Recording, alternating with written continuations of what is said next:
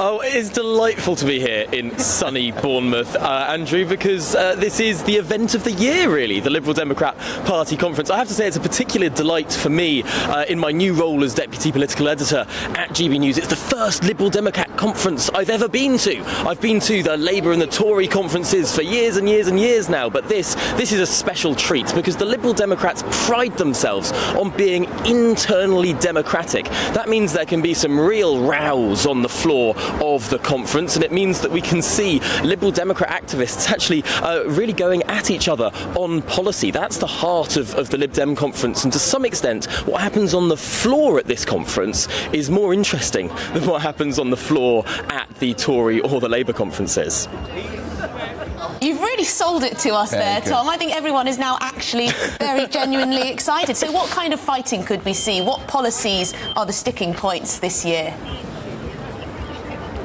There's a real sticking point between the leadership of the Liberal Democrats and the membership of the Liberal Democrats on the issue of Brexit. Generally what we see with the membership of the Lib Dems, which grew, of course, during the Brexit years when they adopted, I'm not sure if I can say this at this time in the morning on daytime television, but they adopted a slogan, bollocks to Brexit, as an official Liberal Democrats Party slogan. That attracted a lot of radical pro-EU activists to the party, but now the leadership going after lots of seats that are held by the Conservatives, going after lots of seats that voted leave in the EU referendum. The leadership doesn't want to talk about rejoining the EU, but the membership, elements of the membership really do want to talk about that. So there's this tension that is existing throughout this conference, and indeed several motions, whether it be on the single market or even further integration with the European Union, creating some perhaps tension there between the leadership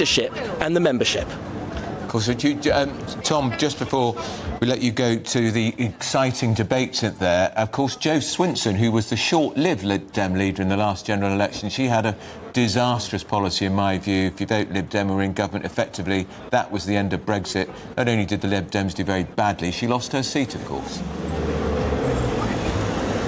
She did, and it was a remarkable policy for a party that had Democrats in the name of it to be advocating not a second referendum, but simply cancel the whole thing altogether. I think that was no doubt one of the reasons why the Lib Dems didn't do as well as they thought they would in 2019. If we remember back to the start of that election, the Lib Dems were putting out leaflets with Jo Swinson's face on them saying Britain's next Prime Minister. There was a time that the Lib Dems were vying around the same level as the other three parties at the time, Brexit Party included, all vying around 25% of the vote. But of course things massively changed over the summer of 2019 leading up to that December election. It was a remarkable time in politics, and although now we've sort of moved away from that time where everything seemed so up in the air, what we're seeing is a very different strategy from the Liberal Democrats at the moment. They're not pretending that Ed Davey is going to be the next Prime Minister of the United Kingdom, but what they are hinting at is potentially deals to be done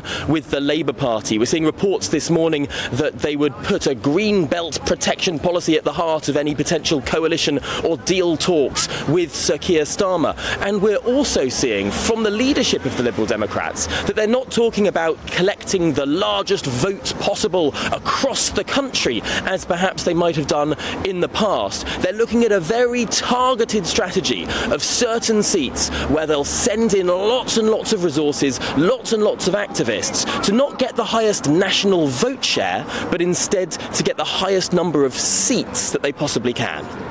Right, that's Tom Harwood, who's excited for his first Liberal Democrat conference, our Deputy President. Tom, thanks for joining us, and we'll be speaking to him again, I'm sure, this week. I don't understand why they don't just say we're the party of rejoining the European Union. Well, otherwise, what sets them apart, apart from blocking housing? John Oxley's here, political commentator. Why don't they, John? Because Tom's right, he's ducking and diving the leader here, Ed Davey. He absolutely is. I think this is partly, he has a problem, like Tom was saying. You've got a lot of these activists, and let's face it, a conference, it's not just activists, it's the keenest ones, because, why go to the Lib Dem conference when you could have a few days on holiday somewhere? Yeah.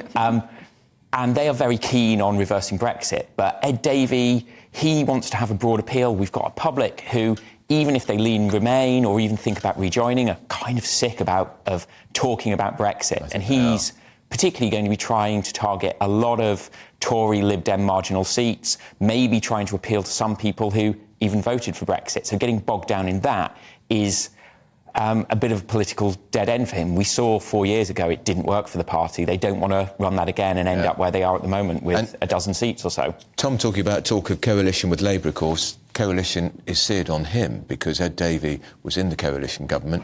He lost his... Did he not lose his seat? I think in 2015 and then came back in the 2017 election? Yes, he was part of that wave of Lib Dems who saw their vote share drop, particularly, there's him, there was people like Vince Cable in sort of outer London and sort of some of the home county seats, where the Lib Dems really suffered. And so it's part of their way back is to win a lot of those seats that they did lose in 2015, and they're going to be thinking about how they do that, and particularly seats, say, in the West Country, where they are big Tory Lib Dem marginals, and they want to profit from the Tories being unpopular. If Labour don't win an outright majority at the next general election, and there is talk of a coalition of sorts, do you think Labour would have to offer the Liberal Democrats much? Do you think they'd be, keen to get in power, whatever? I think it depends where the numbers finish up. I mean, say you get into a position where you've got 40 or 50 Lib Dem MPs and the Labour Party are short of a majority by that much, then the Lib Dems are in a good position to potentially try and force another election. But if Labour do slightly better than that, and they can be in the position of saying, actually, you know what, if you stop our key legislation, we're just going to have another election and we're going to say, vote with us to keep the Tories out. It puts Lib Dems in a really difficult position. You see, I don't think they'd go into a formal coalition like they did in 2010, 2015. They'd have an arrangement whereby they say, we will support you on as many measures as we can. Do you think that would be more likely? I think that's far more likely. So what in technical terms is called a confidence and supply motion, which is basically when you have a budget that has to clear the House, we will back that. Yeah. Anything that's a sort of confidence issue, we will support you on, but everything else we will take a view on. But it also becomes very interesting for the Lib Dems internally if you get in that position, because it becomes a whipping operation. If you have 50 MPs, are they all going to take the line on everything, or is it going to split? And potentially some of the fights you're seeing at conference will play through to that, because they are a party that's divided on a lot of issues and likes saying different things to different groups of voters, and that becomes very hard to manage with a parliamentary party when it comes down to it and you're voting in the lobbies. They really do so, and no more so than when it comes to the issue of housing. Yeah. There's a bit of a conflict there between some members of the Liberal Democrats and their younger members, who, of course, are desperate for more housing.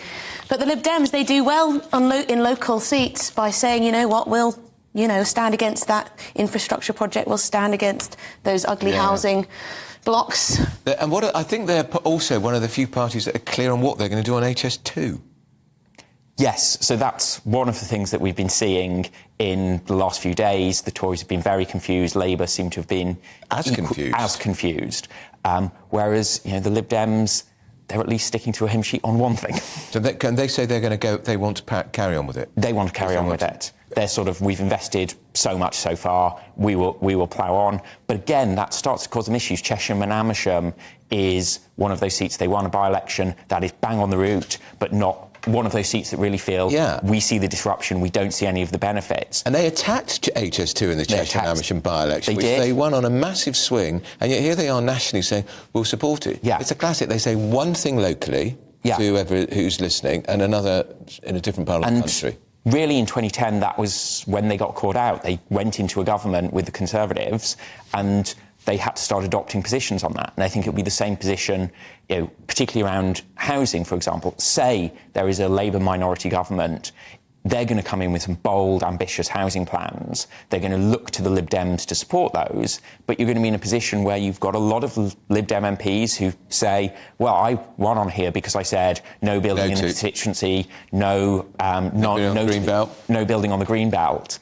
Why would I throw myself under the bus to vote for this? So it's one of those things that it wins as an electoral strategy, but at a certain point you're called to the push. And you saw in 2015 they lost 40, 50 seats. They went from being a big force in politics to being really on the fringes. Potentially they could come back again, but does it lead to these sort of decisions?